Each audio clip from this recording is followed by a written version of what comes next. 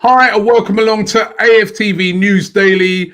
Hope you guys are having a good day today under lockdown, but what can we do? It is what it is. But we're here to try and cheer you up and try and chat a bit of football. And joining me tonight, I've got a very special guest. Kenny Ken is in the building. How you doing, Kenny Ken? I'm all good. You know, it's been 4 weeks without seeing you. Yeah. Well, I haven't seen you for 5 weeks, and it's been about 4 weeks without any sort of organised exercise, i.e. the gym.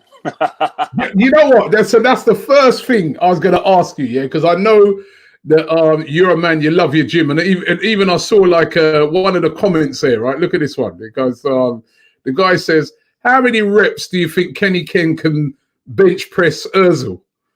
I heard that Mesut weighs about 12 stone. So I reckon I could do about reps 15 of him. 15. 15. That'd be easy, because what will happen is I don't want to injure him, because I want him to like I said, be fit for like the next game, whenever that is. And also remember, he's just become a dad. Yeah, congratulations to Mesut. And I remember he's got baby like I said, sitting duties, because the other day when his wife needs to sleep and the kid needs a feed during the day. True. You can do all that. Mesut needs to be fit for that, because it's going to be a long, hard slog. I think he's going to be more tired doing that than actually tired playing for the Arsenal. But what have you been doing at the gym? I know you're a man. You love the gym, innit? You love your absolutely love it. Gym, doing your weights and it. What are you doing? Well, the thing is that it's funny to say that, because I've actually got a bar at home with some plates, so I can like I said, do some bar curls. I can do some like squats. But there's this guy on Sky One. I really should be doing this, but it's a guy called Fit in 5. His name's Marvin Ambrosius, and basically he has about 30 episodes over 3 series, and that is it. Fit in 5. I say to anyone, if you want to, like I said, do a workout, do 4 of his shows for 20 minutes, do a bit of press ups, sit ups, all bit of core work. Try and do that 4 or 5 times a day. You won't be none the wiser. Remember, just because it's lockdown doesn't mean you can eat bad. Remember all those crisp biscuits, chocolates. I know, man. I know. You know what, Kenny Ken? I started off this lockdown terrible, right? And it wasn't until about a week and a half, about just over a week and a half ago, I said to myself, you know what? Every day I'm picking and eating food that I don't even normally eat, because I'm stuck at home, right? And also I'm starting to I'll finish this show and then I'll have a little drink, and I'm like, I don't even normally drink that much at home. I'm a guy I can't really normally drink unless it's like socially, right? And I thought about a week and a half ago, I said, you know what, now, man, and I just stopped all that. I've been on the healthy tip since then. And then the other thing about it is that in my garage, I've got I've got weights. I've got like a bench. I've got like weights, like you said, bar with plates. I've got a punch bag. I've got a cross trainer. And I'll be honest with you, I hardly use them, right? And use it. This past couple of weeks, man, trust me, I've been like sometimes twice a day using it. I mean, on the boxing, man, I've been getting decent, so it's been, that's the one positive I'd say for me. I feel a lot sort of fitter since I've been, doing all that training.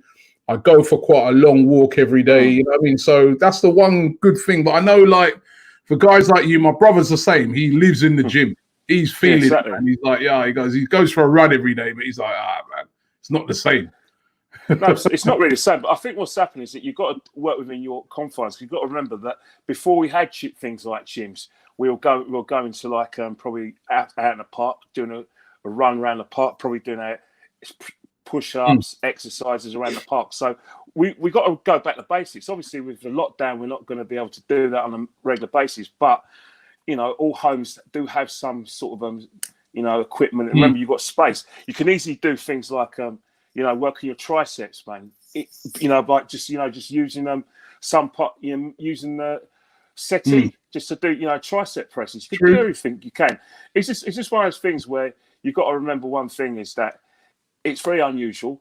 You're if you're working from home, it's not as if you're getting in the car going to the going to the place of work and walking from your car to an office. You're actually getting out of bed, getting changed, getting on your computer, or some people just work through their pajamas. So it's a very tiring experience. You know what I mean? So it's it's a crazy hard to adjust. And there's a guy who says, Kenny, can you train Martinelli to get him ready for next season? I'll do my best. I just want him to sort of take things at a time. You know, I think we pushed him too hard, but the reason why we pushed him too hard because we started success for quite a while, and we just want that breakthrough player to come through. Right. Well, listen, I've got loads of things for you because I know that you always disagree with literally everything I say. You always you're always putting me in my place, right? But let's run through a few things.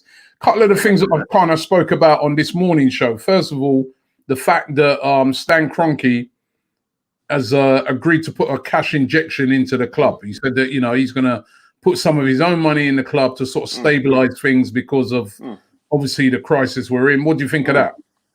Well, I think it's something he's going to do as well, because he's not just going to put money into Arsenal. He's also going to put money to his other existing businesses in the US, because at the end of the day, everything's full stop. The economy stopped. Where everything's shut, we're shut for work.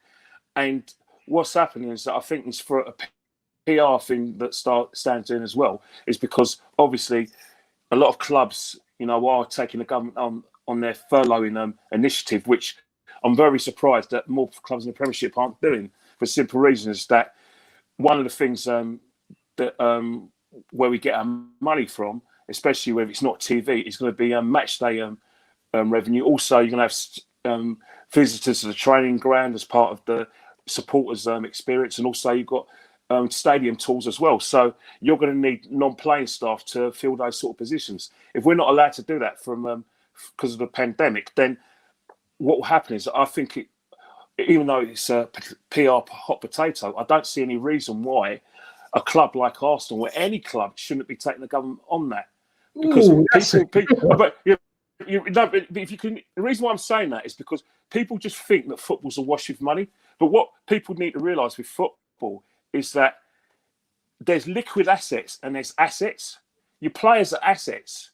Your stadium is assets. And the actual value of the club is assets. But there isn't many liquid assets in football, because what will happen is that any liquid assets they get would go towards the goose that laid the golden egg, which is the players. Like if you look at Arsenal, since this happened, have lost £74.8 million.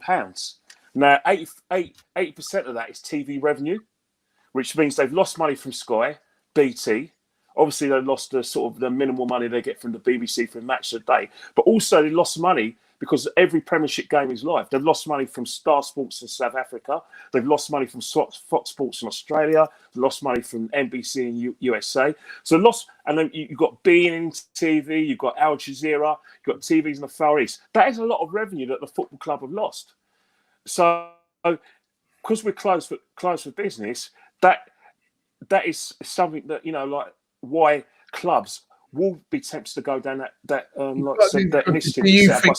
Hold on, Kenny. Club the size of Arsenal, right? Thank God, I'm glad that they didn't do it. But Tottenham, they did it. Liverpool, Bournemouth, they've all backed out now. But no, I don't agree. I don't think these clubs should be taking in the government furlough. Can I tell you about what Arsenal's situation? Remember, we've got a mortgage on the Emirates Stadium, which is going to run out in 2031. We're still paying that. We also owe money on transfer fees. So, like, if you look at the Premiership, out of all the Premiership clubs, they owe about £1.6 billion in transfer fees, which includes agents' invoices. Now, if you look at the Pepe situation, we've paid £72 million for Pepe, but we're paying that in instalments. Now, no money is coming into football, which means we owe money to Lille because they haven't got their monthly instalment because of what's happening.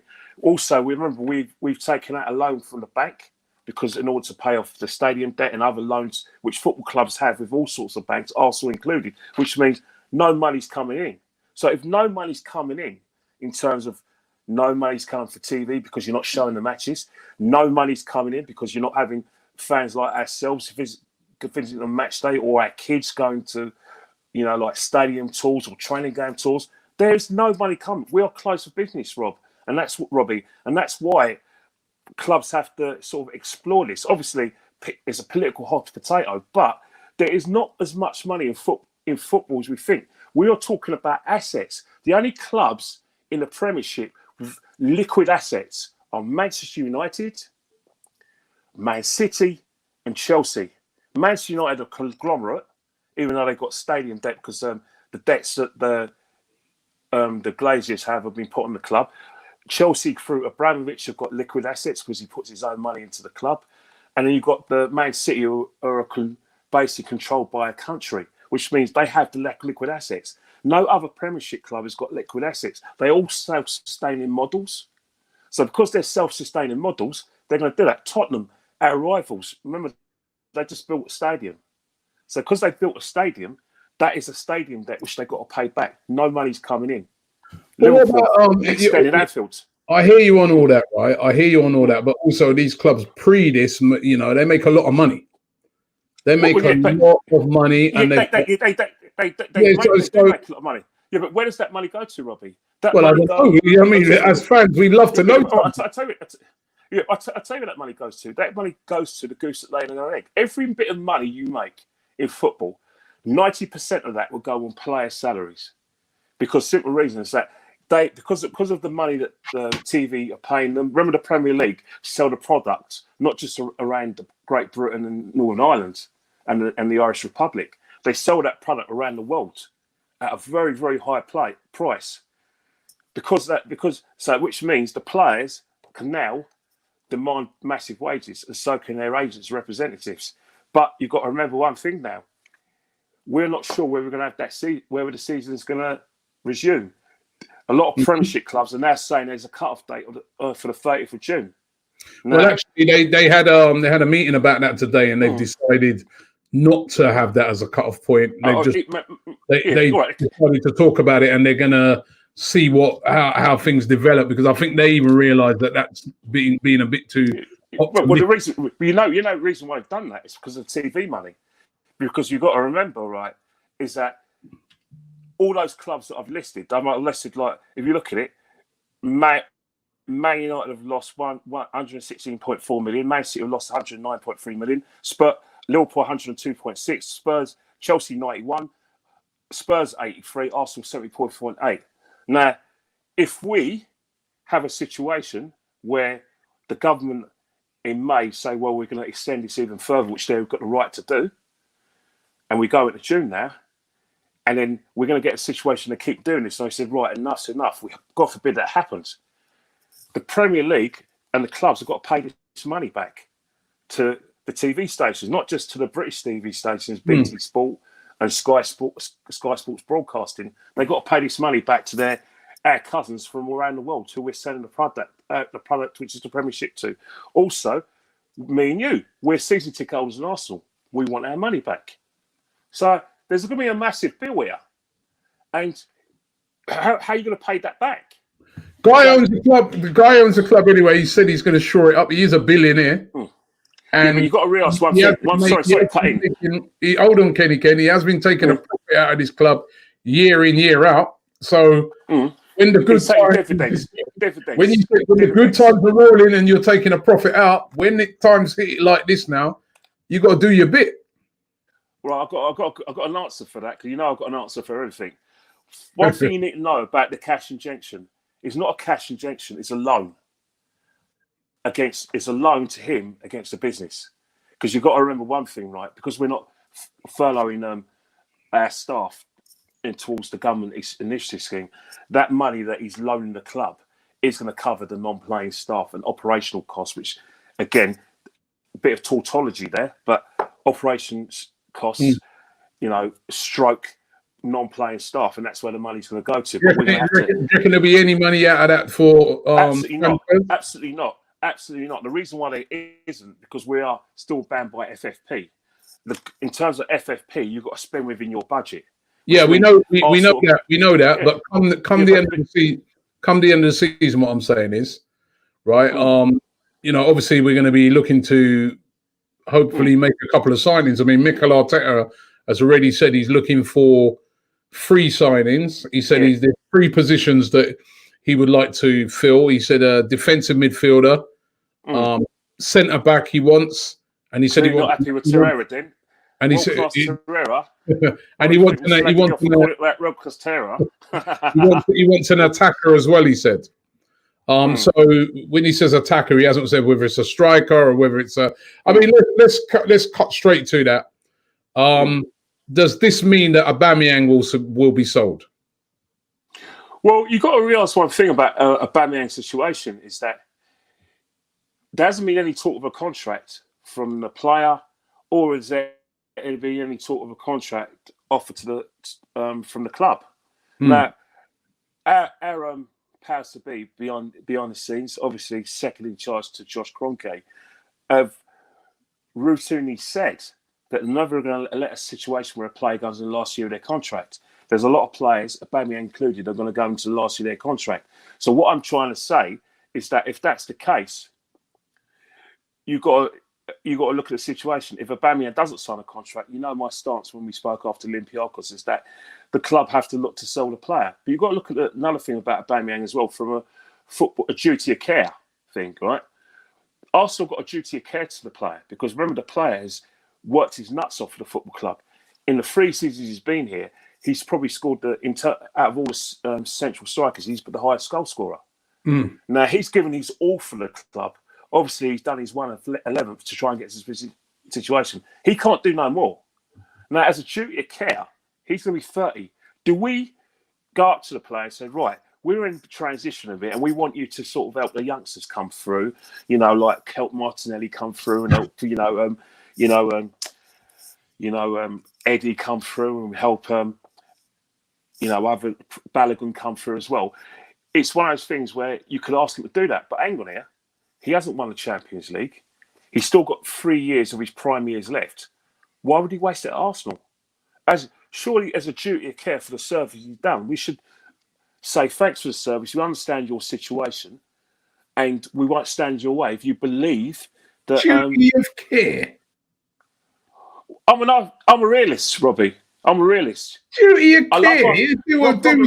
Hold on, wait. You do what's best for Arsenal. Duty of care. All right. We're not the NHS, are we? You do what's best for the club. All right. I'm glad you said that. What's best for Arsenal is there's 2 things that are best for Arsenal. You can put it 2 ways. The first way, keep the player, but waste years of his career. We're still not going to be challenging in the next 3 years. We might even fluke the top 4, but we're going to win the league. Probably we won't challenge without tradition. We're tradition. Or we look at a situation and say, well, you know what?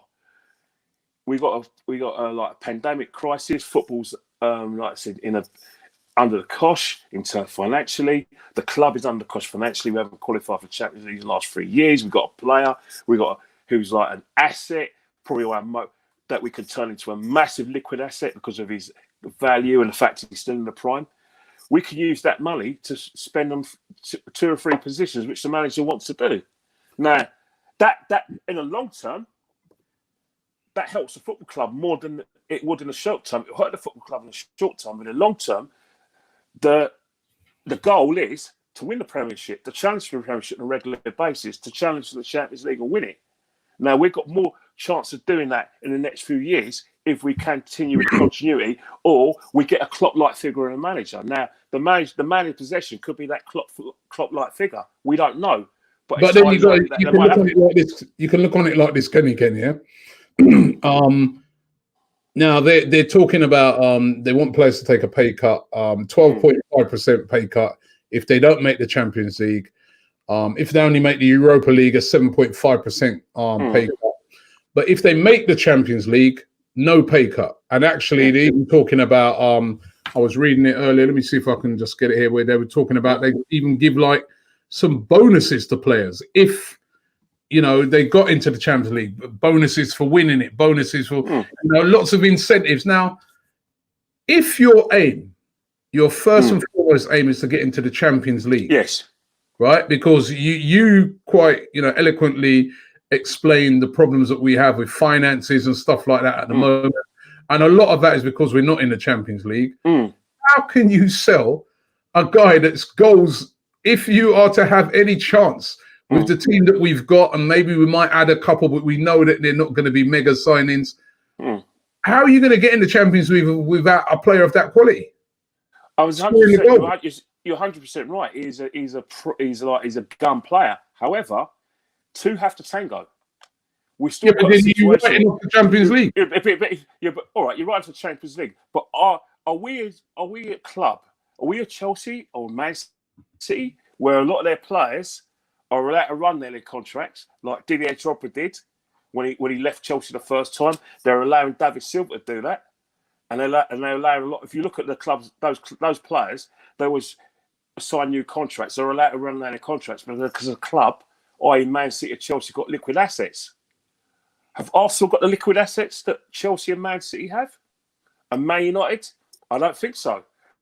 Which means they have to look at it from a business point of view. Yes, from a point of view, but you've got to look at it. I want to see some ambition. Look at this guy here. Look what this guy is saying, right? Andrew, he says, evening, he goes, surely selling Aubameyang will set Arsenal back again at least 2 years. Selling the best players all the time, the mentality needs to change. I 100%. I know you should agree with him, but you've got to look at the bigger picture. The guy may want to cut his losses and move to a bigger club. No one's taking that into consideration. He may say, right, you can make me any offer you want, but you're not giving me what I want from a footballing point of view, which is guaranteed Champions League participation and a chance of winning the competition.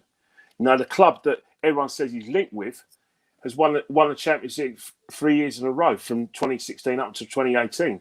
They got knocked out in the quarters. Now, obviously, and obviously they're probably going to find it difficult. Man City are 1-0 up in the tie. But if you weigh up the chance of Arsenal winning the Champions League, balancing against Real Madrid, there's only one winner. So that's what I'm trying to say. But you've got to look at the Yeah, I mean, there's been talk of links to Real Madrid. I don't think he'd go there. There's also talk that they're saying that they want to keep Jovic. So, you know, Pav says, fancy another swap, Robbie.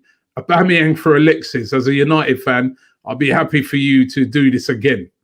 You know, not at all. I think you've got to realise one thing, right? Is that Arsenal have been very burnt by some of the players, because you've got to realise, right, is that if a player is really that highly valued at the clubs like Chelsea, Man United, or any of our rivals, why would they sell to Arsenal? All right, they may not see Arsenal rival, but you don't sell your best players to Arsenal, do you?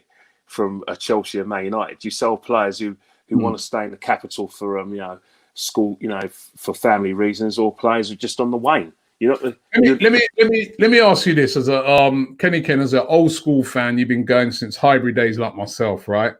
Was it a mistake to move to the Emirates? No, it wasn't. For the simple reason is that you've got to think of it from a financial point of view. It's a fantastic decision, because you've got to remember the history of it. A lot of people think romantically about Highbury, but what they don't realise is that before we made the decision to move to the Emirates, we were already talking about extending our capacity. We were already complaining that Highbury was too small and that we wanted a bigger stadium and a bigger pitch, because for our pacey players like the Overmarses, the Anelkas. So David Dean was talking about that. Also, David Dean was talking about a situation where he wanted to buy Wembley and get us moved to Wembley, which was a nut. But obviously, we didn't move to Wembley because we wanted to stay within our confines in the London Borough of Islington.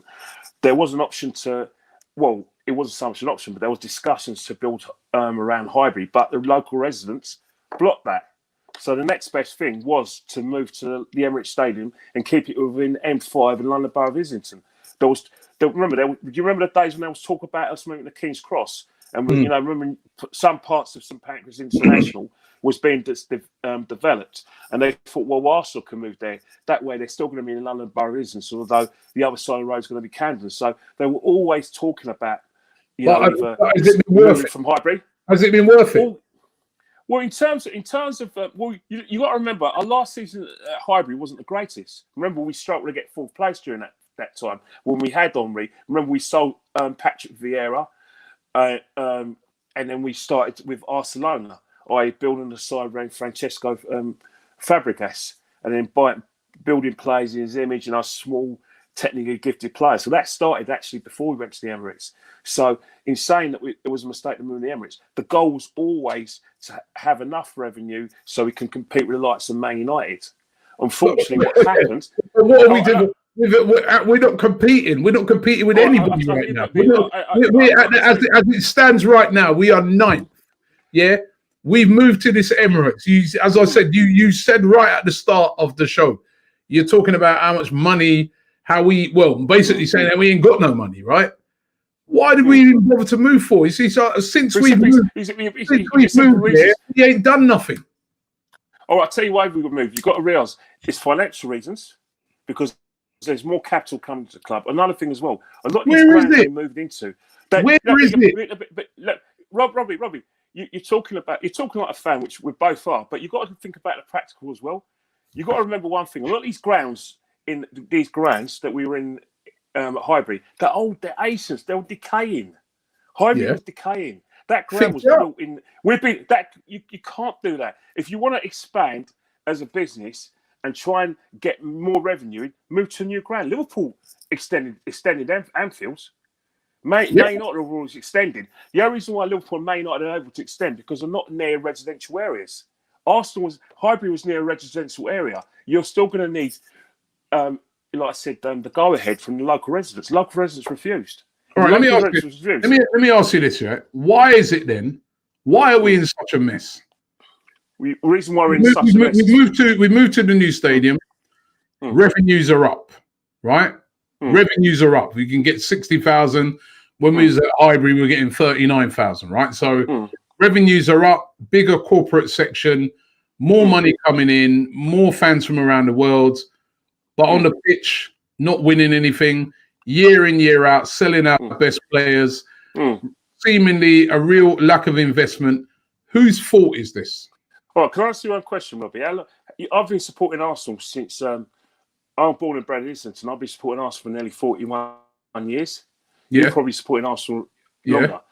The Arsenal we know has never been big spenders. They've always been this conservative Bank of England club. They were like that under Dennis Hillwood, under the son Peter Hillwood, with Ken Fryer. And then remember when Sam Kroenke first came to the club, when David Dean was the one who brought him in the club to get foreign investment so we can compete. Peter Hillwood said, "We don't want that sort here." Stan Kroenke is built into the Arsenal Bank of England conservative, like I said, repertoire. We're on that. Also, one thing as well, we've gone into self-sustaining. That is something that the club have championed, and their former manager Arsene Wenger championed as well. So that's another reason why what's happened.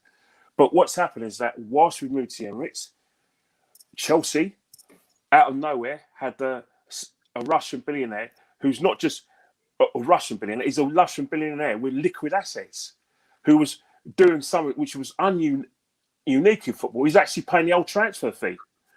In football, you pay by installments. This guy's paying the old transfer fee. Then you've got Sheikh Mansour.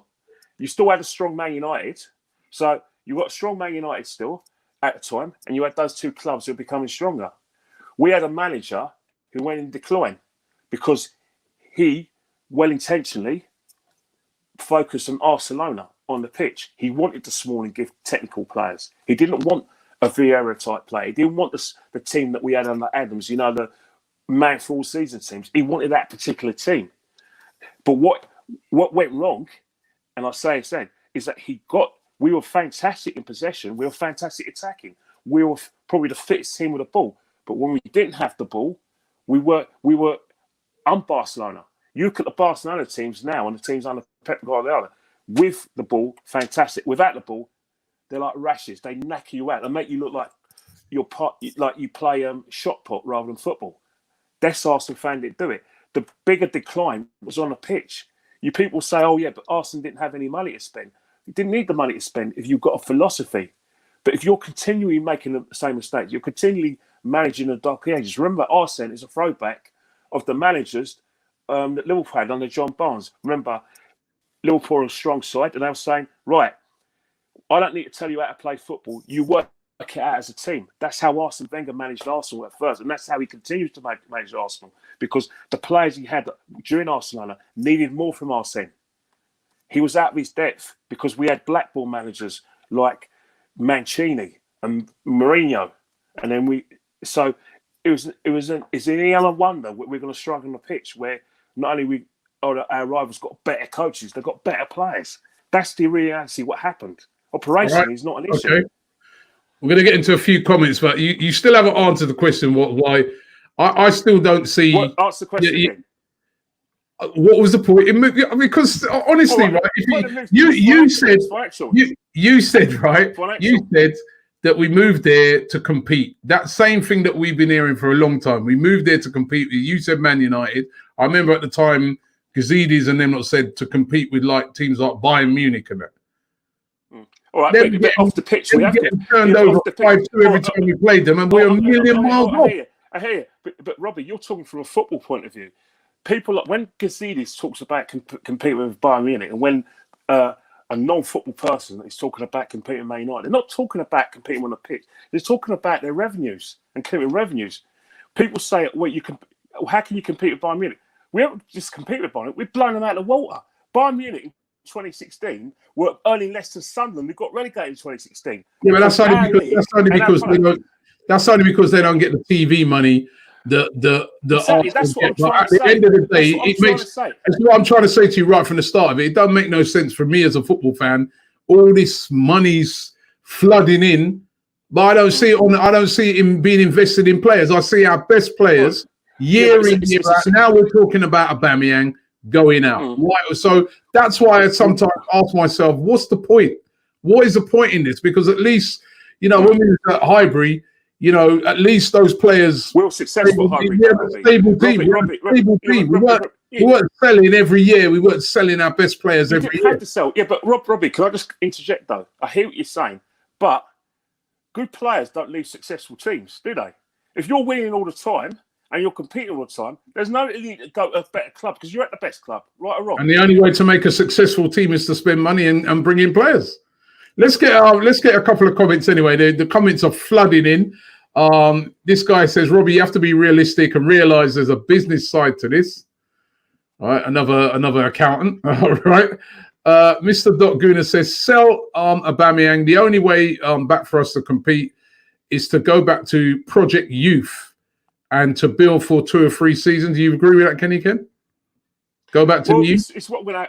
Well, it's what we're going to have to do because at the end of the day, if you look at a lot of the clubs that have turned themselves into successful entities on the pitch, what they've done is that they've had a core of players, good, excellent players, and what they did is that they had a fulcrum, i.e. a leader, and then what they did is that they just, bit by bit, they built their spine. Now, I'm talking about Liverpool now. Jordan Henderson is a constant. He was there before Klopp got there. He was there then. Since then, a little bit of a spine. Salah, Mane, Van Dijk, Alisson.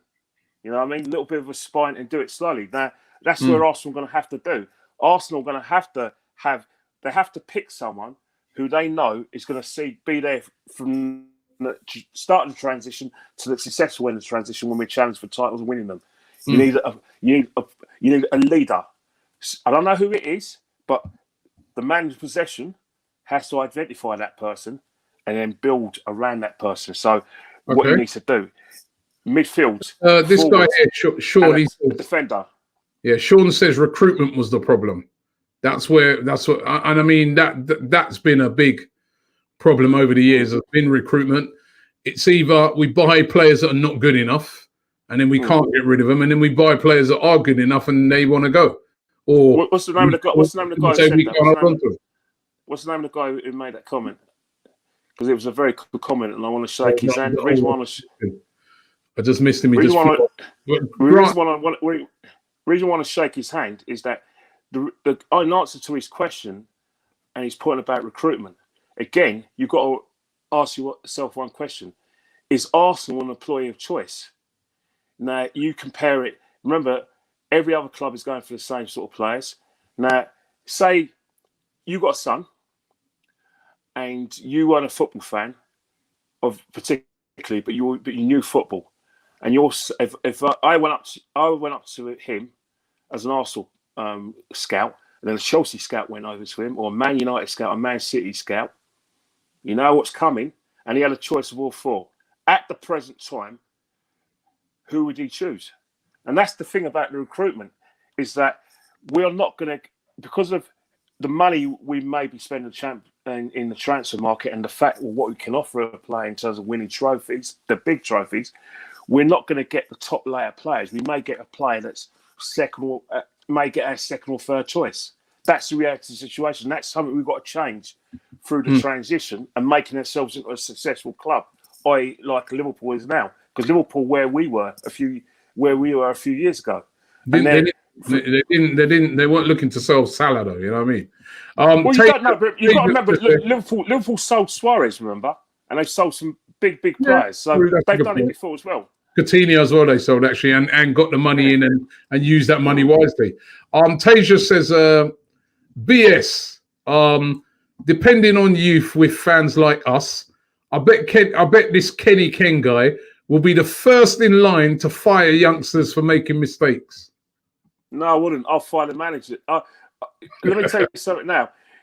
I will go after the players, but I'll go after the players with more experience, because I think what's happening right now, I think it's very lazy of football fans to just go after a manager where certain players are exempt for criticism.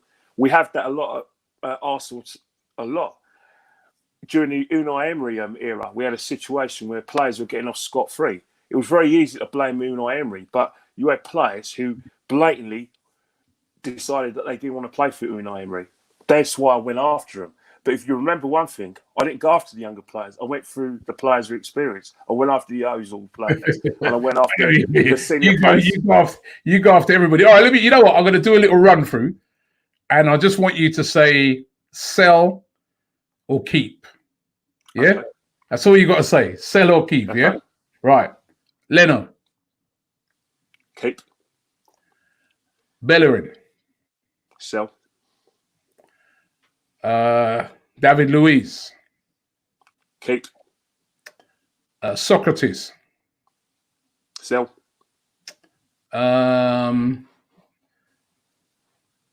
Kolasinac.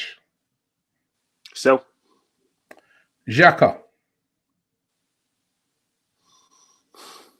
I'm torn, but I think I'll probably keep. Torreira. Sell. Ozil. Sell. What he said. Sell. Pepe. Well, Pepe's just come in it, so but Pepe. Keep. Build a team around him. Lacazette. Sell. Aubameyang.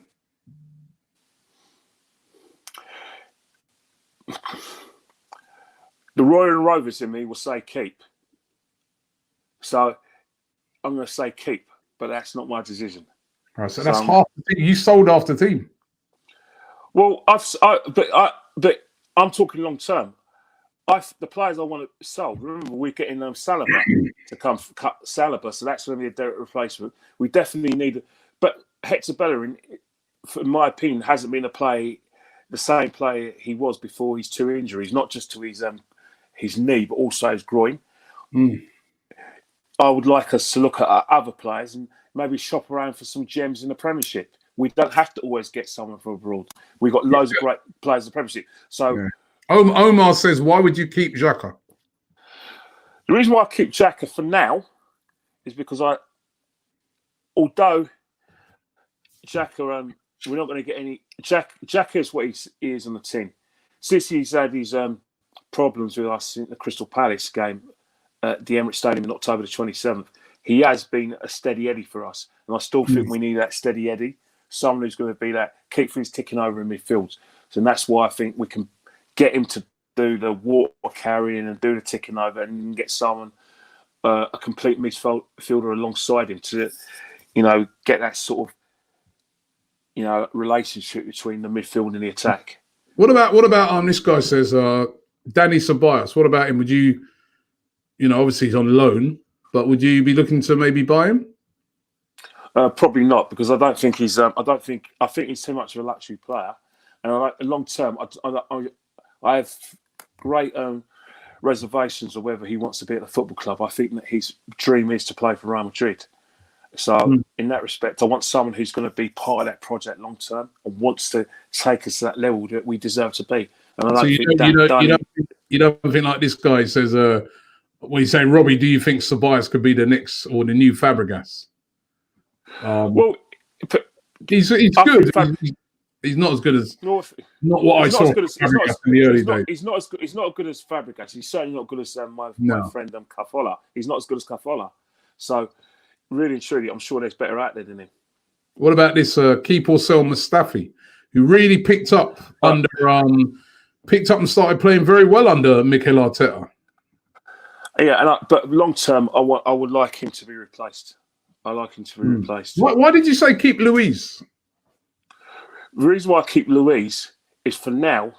I look around the matches. I look around the club a lot, and I know that a lot of players look up to him. He's one of those characters you need around a football club, and he could do us a massive favour and helping Mikel Arteta get these youngsters through. True. Get him over the line. You know what I mean? Help them, control them. You know when to shout at them and have a go at them, and know when to put his arm around him. Mikel Arteta can't do it himself. He needs that sort of manager in the dressing room.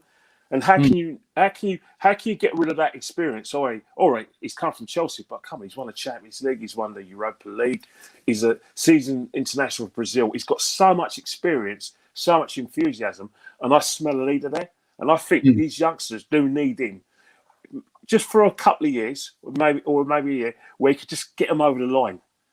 Right, this guy is asking the question, Kenny Ken, why sell Torreira when we play 4-2-3-1?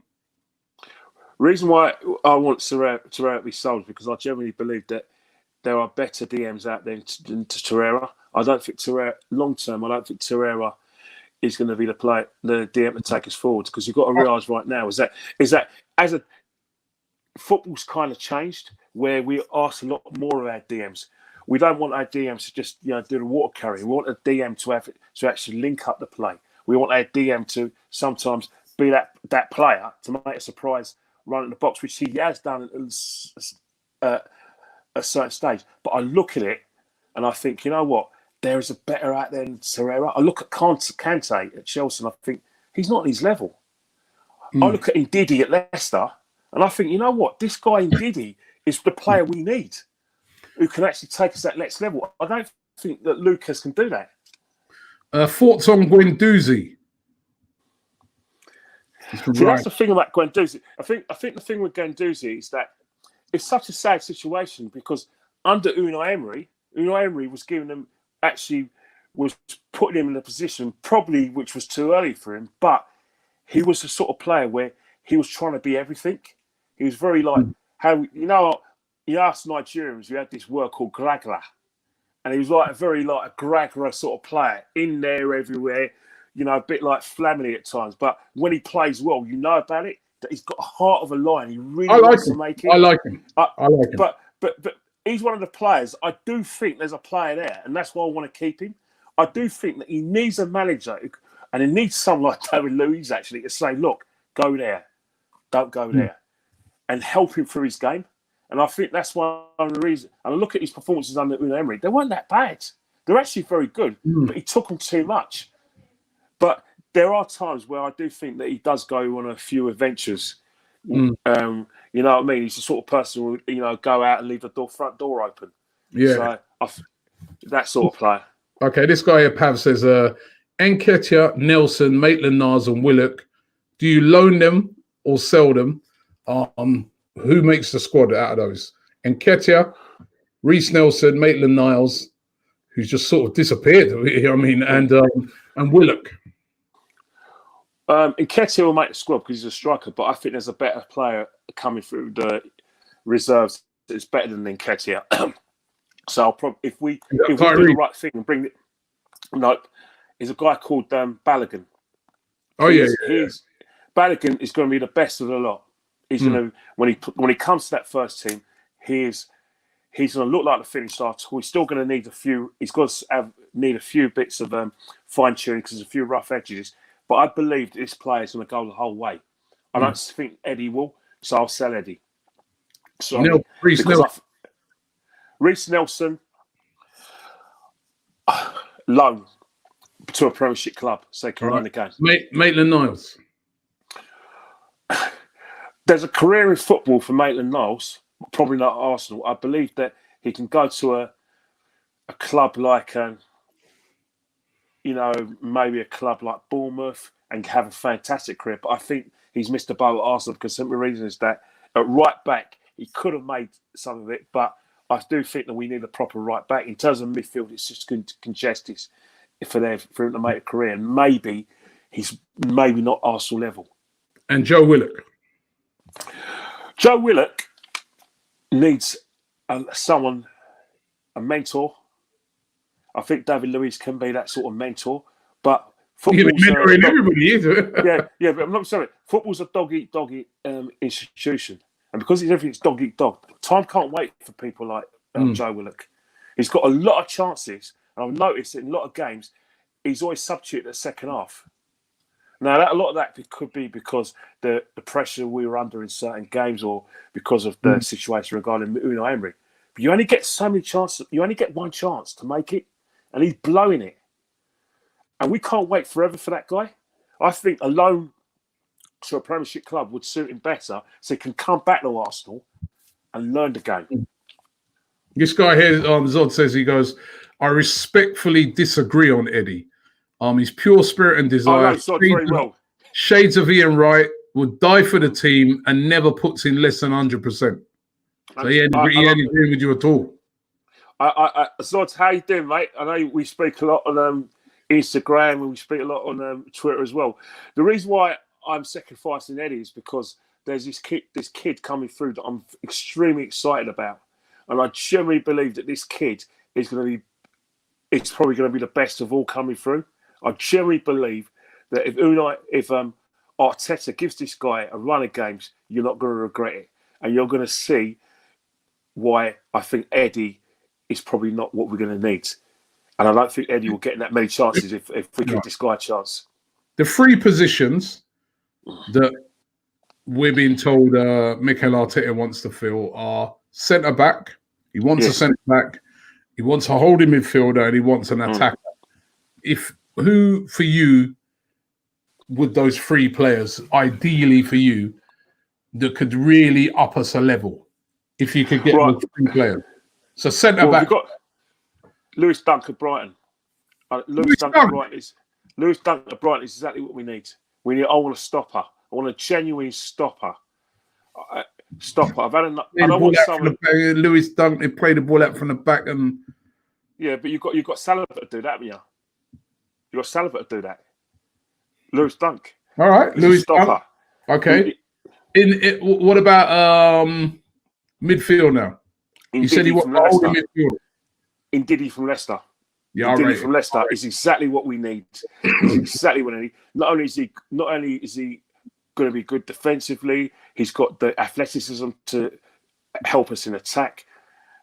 And more than that, he's strong as an ox, and he's what we need. We need a beast in that position. Okay, and the attacker. The attacker that I identified as the one that I think is going to come through, which is going to be Balogun. I don't think we need to spend money. With this Balogun coming through, why do we need to spend on an attacker? Especially when we've got players like Martinelli, who we're looking at. I don't see any reason why we need to spend any money, because I think this guy's going to be the best of the lot. Right, I've got an agenda against Ozil. Oh, God. Oh, God. Can someone get me a pillow, please?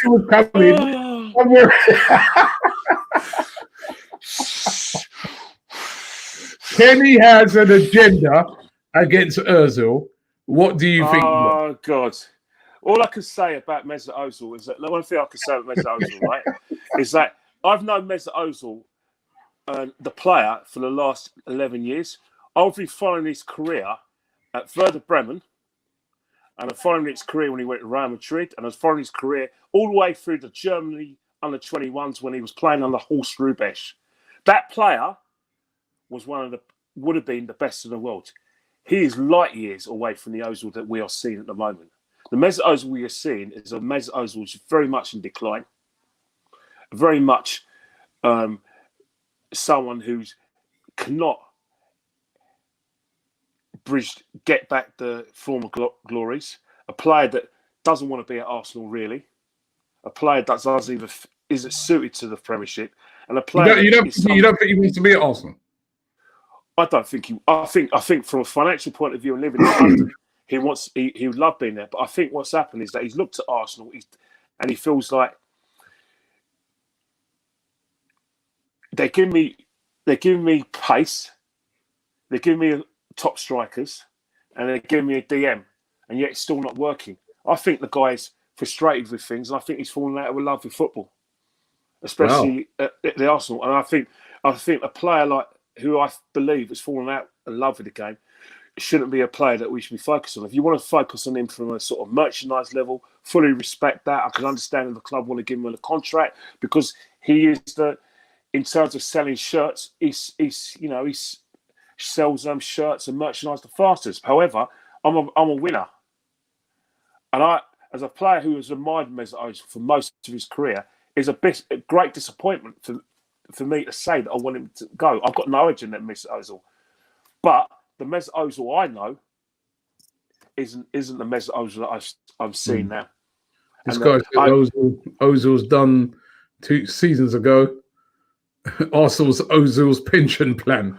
And you know what? Football, like it's a short career. It's a short career, and he's entitled to ask for the £350,000 a week. And if Arsenal want to give it to him, then they're going to give it to him. But he hasn't for money. The thing is about it, I think, to be honest, when you're on that sort of money, you've got to live up to it, haven't you?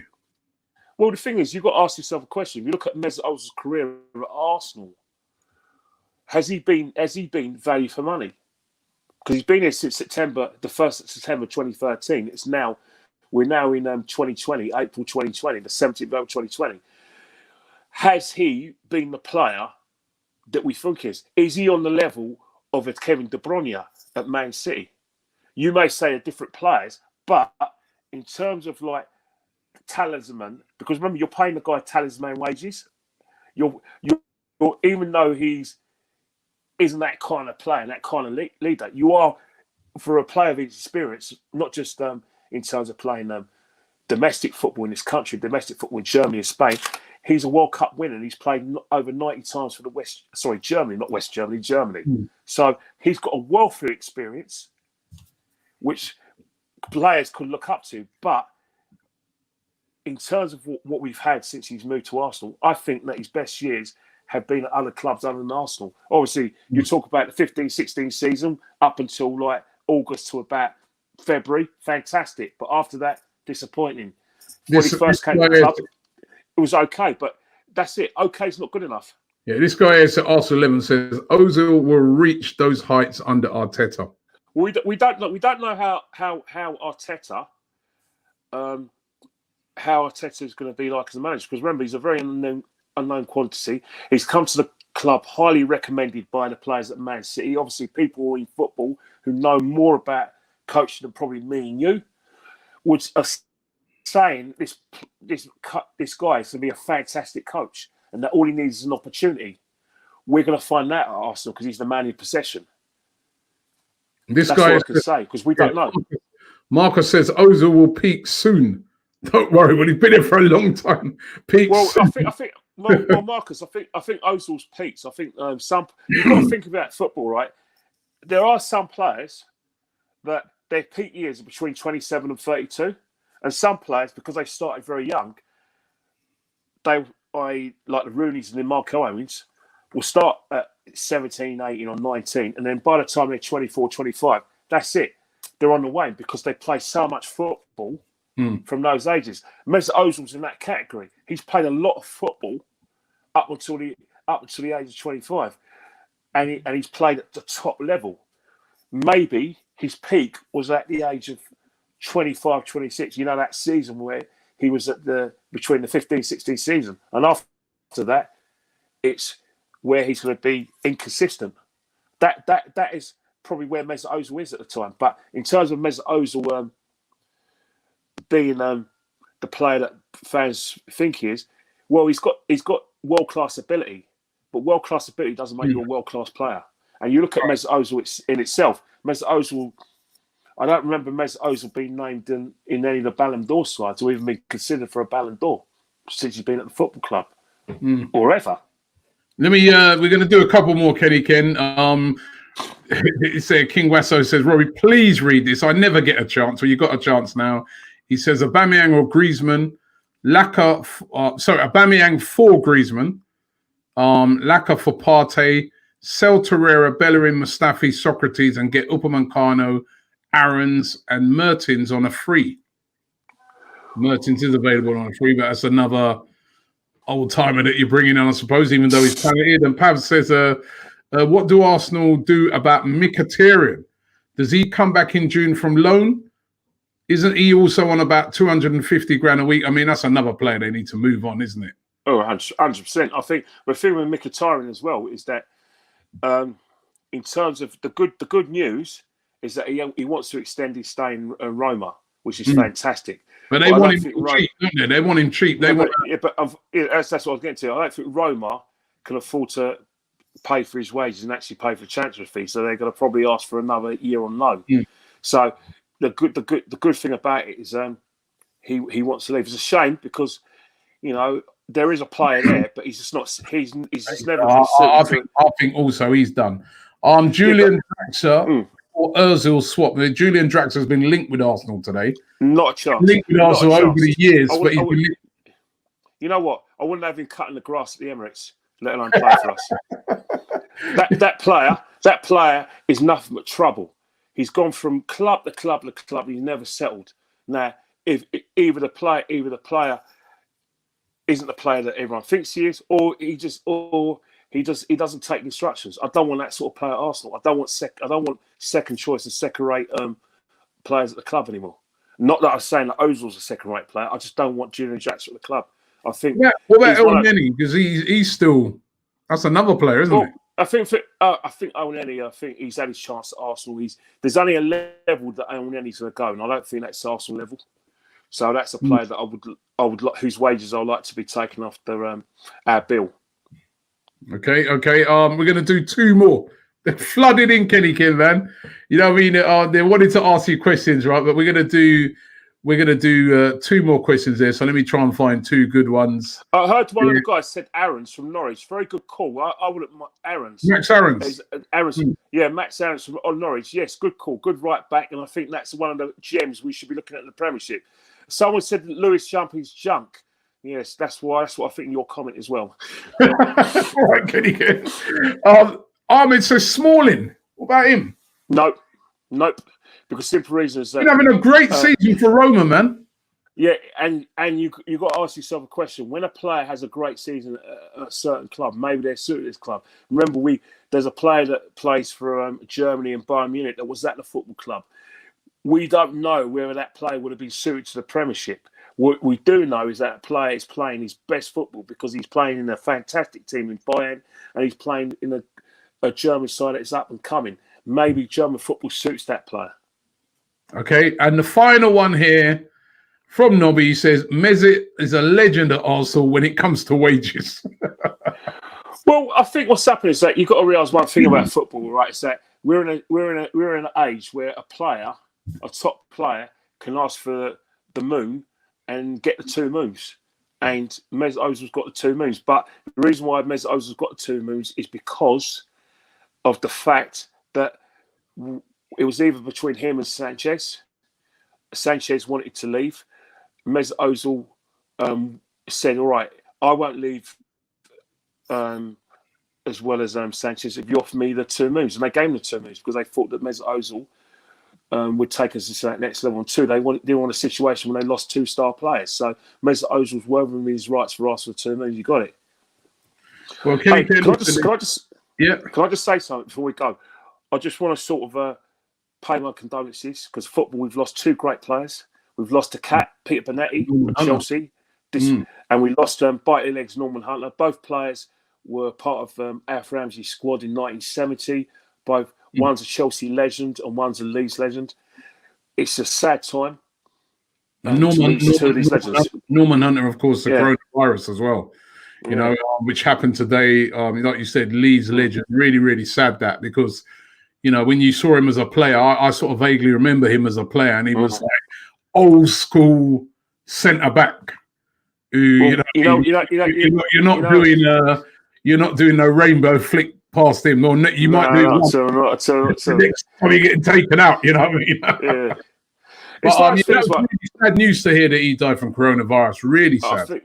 I think he got taken to the hospital a few days ago, and I think with coronavirus, what we're finding out is that if you've got underlying health problems because of the savageness of this infection, and the symptoms as well are so savage, your body isn't strong enough to just do it without any other underlying health issues. But if you've got the health issues, you know, maybe it could be a situation where you could have a recent stroke, or you could have breathing problems, or heart problems, and you've got that. It's hard. It's really hard, you know. Yeah. It's really tough. I think it's a sad situation for football, and a sad situation for life, and for his family, of course. Sad situation for the world right now, and hopefully we can come through it and get back to normal, and I can be stood outside the ground with you telling me off, Kenny Ken. I missed that. But Kenny Ken, thank you very much for coming on today, mate. It's been an absolute pleasure. Thank you very much. Well, it's been an honour anyway. It's been an honour to, you know, like I said, firstly to do this show, and also, you know, when you and Tao asked me to come back on Arsenal Fan TV, I nearly bit your hand off. I was too shy to ask to come back. But the minute you asked me to come back, we got to have you back. We're going to get you back on again. We're going to be doing this for a while. Come back to do interviews. I was like a little kid. It was like a sort of situation. I was coming home. So thank you for having me back. No, listen, it's been great to have you back. Great to hear your opinions tonight, as usual. And be safe, mate. And keep that training going. Keep that. I'm glad that you're still doing your training. Yeah, but Robbie, if you want my two daughters, they're yours for the rest of the duration, because they're driving me mad. One wants to watch horror films and dye her hair. The other one just wants to scream and shout without explaining why she's upset. So they're yours if they're yours. I'll send them by horse to you. Kenny Ken, take care. Listen, thank you, everybody. Also, don't forget tomorrow, starting from 12 o'clock, the live stream. 24 hours. We've got to get Kenny Ken back on for that as well. 24 hours we're going to be broadcasting. Us and United Stand starts from 12. We start it off from 12 till 3. All the money that we raise is going to go to the NHS. All the revenue we make off the videos. We've got a Just Giving page as well. Big up to some of the people who've already gone on that and started to donate. Well done to you guys. But we're going to be back here tomorrow for that marathon 24-hour stream. But have yourself a great evening, and I'll see you tomorrow.